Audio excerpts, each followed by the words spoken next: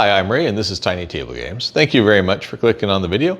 Like and subscribe if you haven't already and help my channel grow. And come along as I keep playing through all the games on my game shelf that I've never played. Today is a game I picked up at Dice Tower East 2025 in the virtual flea market, Catherine, Cities of the Tsarina. From what I can tell, it's kind of worker placement-y, but mostly card action where basically you just try to score as many points as you can, and they pasted a Russian kind of theme to it, sort of. In any case, let's take a look. So here's roughly what the game looks like. Here's the board, influence markers, score tokens up there in the corner, and each player has a number of basically village tokens or residence tokens. I'll be playing two players, red versus yellow. In addition, there are some order cards and 102 odd project cards. So at the start of the game, each player gets one project card. One for you, one for you. Next, we go around, and any place you see a little icon like that, you put the appropriate token there for one per each number of players, in this case just two. The order card, by the way, shows a variety of menu items, basically, 3 of those, 2 of those, 1 and 1, which are around the board in the different cities. At the end of game scoring, if you have 5 of those, you get 5 points, 6, 8 points, and if you get all 7, that gives you 12 points. That's what the yellow player has. And notice the red player has it's the same scoring, but different quantities of things to achieve.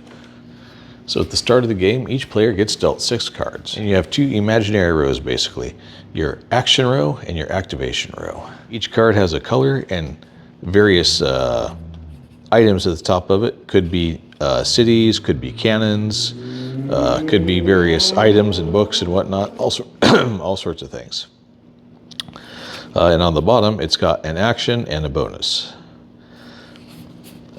So cards in your action row are basically in the top row. And in your activation row, when that time comes, nothing on this card matters except the color, and you'll play a card under that to activate this one, so long as it matches. So for the yellow player, we're going to go with just some diversity, not knowing much else. Let's see. We'll go with a blue cannon and book. Let's see. The yellow or orange or whatever cities. And the green double cannon.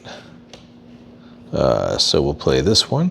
And the stuff that's in the top row is basically stuff you get to keep. It's in your inventory, basically, when it's in there. And pelts and books, because that sounds interesting, and these cities. Okay, the gist of the game is you play this over 30 years. Each 10-year increment, aka 3 rounds. Within each round, there are 4 sub-rounds, if you will. So think of it as 3 giant turns broken into 4 rounds. So basically, 12 turns? Something like that. So each round consists of 5 phases. You draw 2 cards, you play 2 cards. And when you draw 2 cards, and everybody just uses the same deck, you have to play 1 into your action area, face down, and 1 into your activation area, also face down. They don't have to go on top of each other. But the idea is when you flip it over, if it's the same color as a card in your action area, you can actually activate it. It could also be this one that you just played. It doesn't have to be either of the new cards you draw. You can also include these. Now you do have a hand limit at the start of the game of 3 cards. You know that because your influence track's all the way at the bottom and it says 3 right there. There's also some bonus points you can start picking up and some city links you can get if you happen to start building little towns in various cities. And when you do that, that's when you pull a resource off of there. So you're going to want to build your villages throughout. And the more they're linked up between the roads, you get bonuses over time. As you increase your influence, that also increases your hand size, which gives you more choices. And at the end of a decade, you'll have 7 cards in your activation row because there's 4 rounds of play a card, draw 2, play 2. And that leads you down the path, basically. And then you build out to 7 cards 3 times. Whoever has the most points at the end of that wins the game. So how do you score points? Well, at the end of each decade, aka after you've played out 7 cards, you score for how many cannons you have. The person with more cannons gets 4 points. For a number of books in your action row only, not down here in your activation row. Whoever owns the most books gets to build a residence in any city. And then if there's still a resource there, you get to take it. And that's as we go along. Victory points, count how many residences you have on the game board and score them according, for each residence you have in a city showing a 1 symbol, get a victory point. So places that don't have resources but do have victory points, if you build one there, obviously at the end of each decade, you score an extra point. At the end of the decade, if your favor is high enough, you score this middle point for bonus, just because you have that much influence in the court. Okay, so there's a lot of different things that happen once you get to the action phase. So initially, there's these 3 actions right here. Of course, we haven't drawn our 1 and 1 to see what we're going to do next. But if you have multiple actual humans playing this at the same time, once everybody draws their actions and they lays them face down, you can flip and execute your action pretty much at the same time because you're not really going to interfere with each other too much. Notice it's up to 4 players. You can only ever have 1 of your residences in any city. So it's not like you're competing for spaces. And there's enough tokens in each to each player 1. So it's not a constrained resource in that regard. What it really is constrained actions. You only have so many actions you can choose, so you have to pick which way you're going with it and what sort of thing you want to focus on. You know, do you want to make sure you collect more cannons? Are you going to go for building more towns? There's different paths to scoring victory points, is my point there. So, these cards are slightly cryptic. There's a bunch of different things that they can do. The top row is an action. In this case, as you might guess, it's build a residence, and it has to be in one of those 3 cities listed at the top of the card. Okay, so a quick look at what yellow's got going on there. There's an arrow, but there is no number in it. That means if you activate this, you can do it as many times as you can. So this one says if I have 1 of each of those resources available, I can gain 4 victory points. But if I have basically 8 of those, 2 of each, then I can do 8 victory points. And once, I can discard a card to gain 1 favor. Now, if the arrow has a 1 in it, you can only do it once. In this case, discard 1 card to gain 2 favor, and as a bonus, which is another part of it you can do only once, I can discard another card to gain a 3rd favor. And finally, build a residence. The bonus is if I have 2 books, I can gain a favor. Right now, I only have 1 book, so it may behoove me, as yellow, to play a card that has another book on it. Hey, and a cannon. That's pretty cool. Put this one face down, just so we can keep track. This one, I think, to activate building a residence. So, for red, we've got, if I have those 2 things, I can draw a card. I guess whoopee on that one. Discard 2 to build a house once. And then if I have 2 of those things, I can gain a influence. So I need to go gain those 2 first before I do it. And over here, build a residence. This one face down. Activate this one. Okay. So once everybody's decided what they're doing and they have their face down cards, everybody turns them over simultaneously. I probably won't bother flipping them face down again since it's just me playing. And now each player goes through and executes. If their color matches their activation card, then they can do a thing.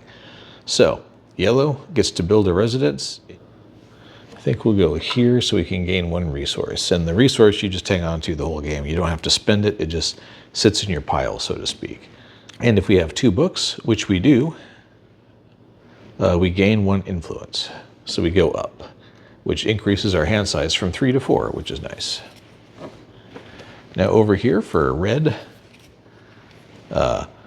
Activated this one, which says discard 2 cards to build a residence.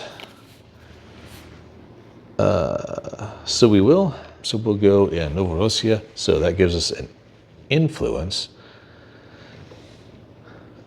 eventually. And if we have 2 of that, which I'm not even sure what that resource is, horseshoes, I guess, horseshoes, blacksmithing or ironing or something like that, we gain 1 influence again. Okay, and that's the end of that first round. So everybody draws 2 cards again. This one seems fairly helpful for that.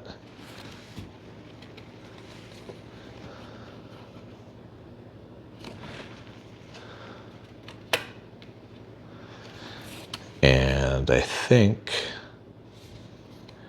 influence, that one's not going to work for us yet. That's not going to work for us yet. Let's just draw 2 cards. So I guess we're going to go with the green.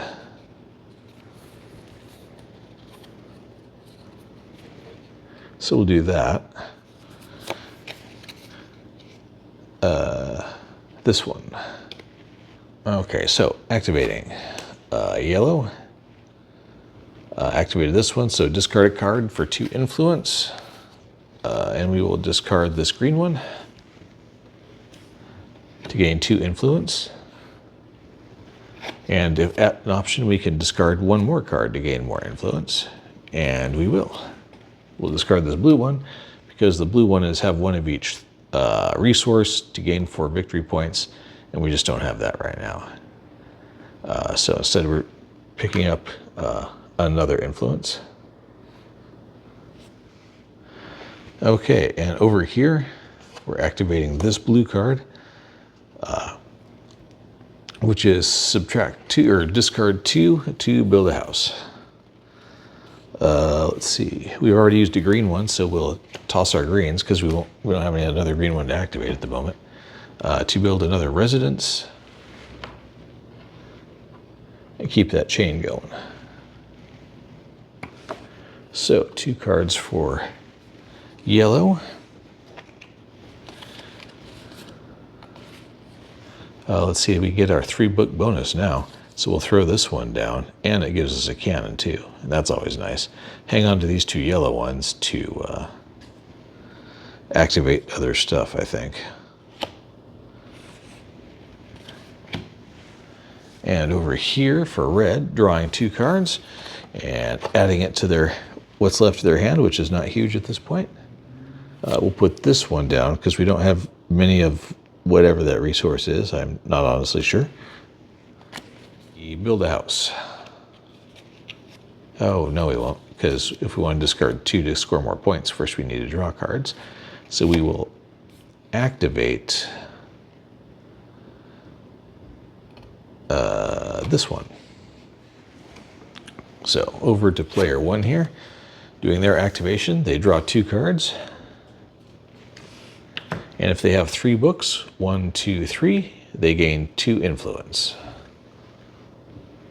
It is this card. So if we have the grain and the pelt, we can draw a card. So there's a green and a pelt, there's a green and a pelt. So we can draw 2 cards. And there's no bonuses or anything, it's just congrats, you drew some cards. All right, this will bring us to the last round of the decade, so to speak. So 2 cards for yellow, more cannons and more books. So we're just doing this. And over here, draw 2. Oops.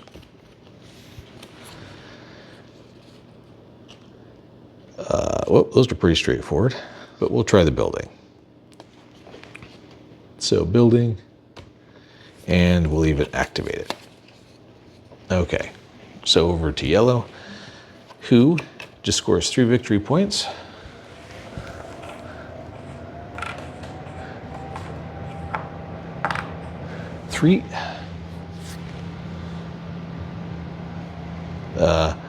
And if you have a pelt and a grain, gain an influence. 1 grain, 1 pelt, and that's it. So we gain 1 influence. Still, that's pretty good. And over here, obviously red activated build a house, and they're going to build it over here in Irkutsk. They use that one in Risk too, and I could never figure out how to say it there either. And the bonus is if they have 2 horseshoes and a pelt, and there are 2 horseshoes and a pelt, you may draw a card. So we will. So we reached the end of the first decade. So now we go through what's called the interim scoring, the end of decade scoring. The first thing you do is count up the cannons. Obviously, yellow has more cannons, so they get 4 victory points. Next is who has more books. 1, 2, 3, 4 versus 1, 2, 3, 3. Because you don't count this bottom row, only the top row. So yellow wins that again, and they get to place a homestead somewhere. Horseshoes, because they don't have any. So they will put one here and take a horseshoe. Next, if anybody had a town in an area that would give a victory point, they would get a victory point for that, but nobody does yet. And now you get victory points based on where you are on the favor track. So yellow gets 3 more victory points, and red gets 1 victory point. So red finally gets 1, and yellow gets 3. Now you discard all the cards that got activated.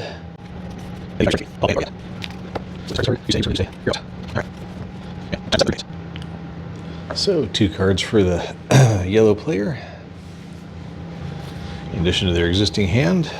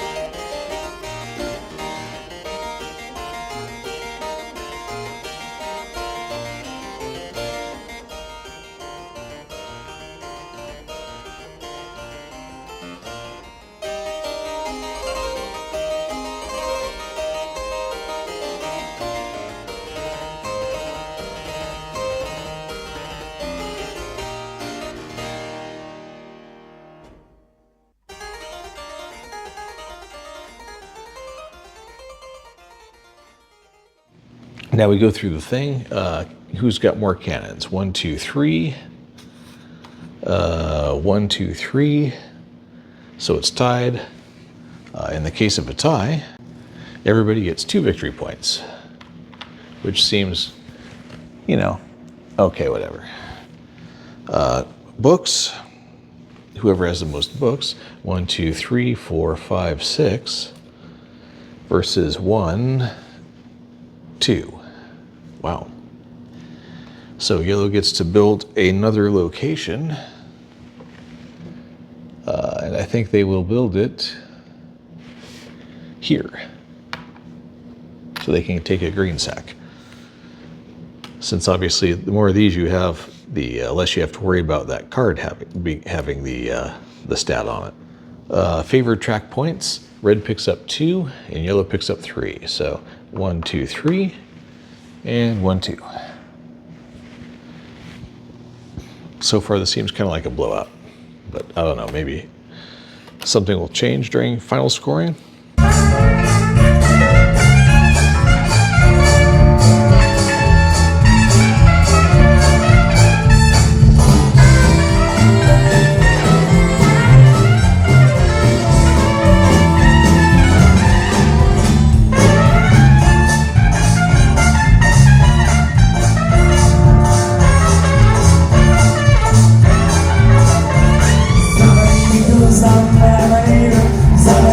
Some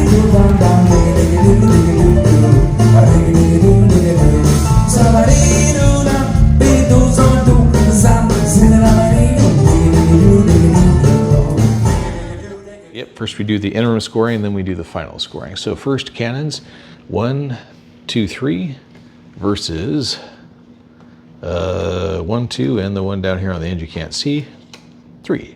So everybody gets 2.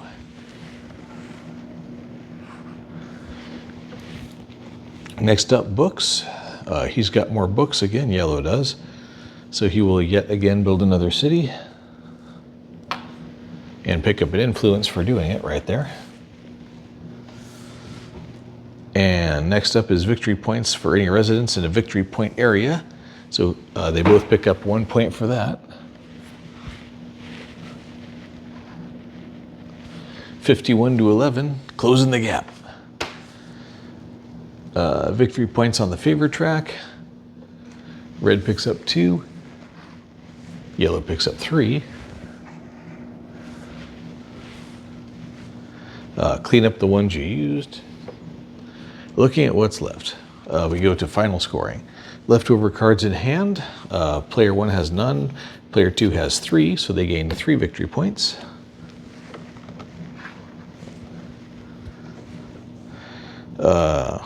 Your orders. So let's see. Player 1 gets 0 points off of the orders. Now count your largest number of contiguous residences. Multiply this number by the multiplier value on the favor track. So they have a multiplier of 1 for red. So 1, 2, 3, 4, 5, 6, 7, 8. So they get 8 whole points. So they're back up here. And yellow has a multiplier of 2. So they also get 8 points. Which puts them, what, here? There, I think. Okay, so this game clearly has a runaway leader problem. Once somebody gets ahead, if they draw a couple of those, if you have these resources, score 4 points, then score more points, then score 7 more points. If you don't draw one of those out of the same deck, you're in a lot of trouble. I thought building up the houses would be more helpful, but honestly it's not unless you have a big multiplier. So if you're going to go houses, you need houses and influence only and ignore everything else. But you can't do that if you don't get the cards, which makes you adapt your strategy. And if the cards kind of quit going your direction halfway through, basically you're just done. Do I like this game? I don't think so. I don't like games that have that bad of a runaway leader problem. Granted, my first game, so I'm certain I'm not playing the strategies very well.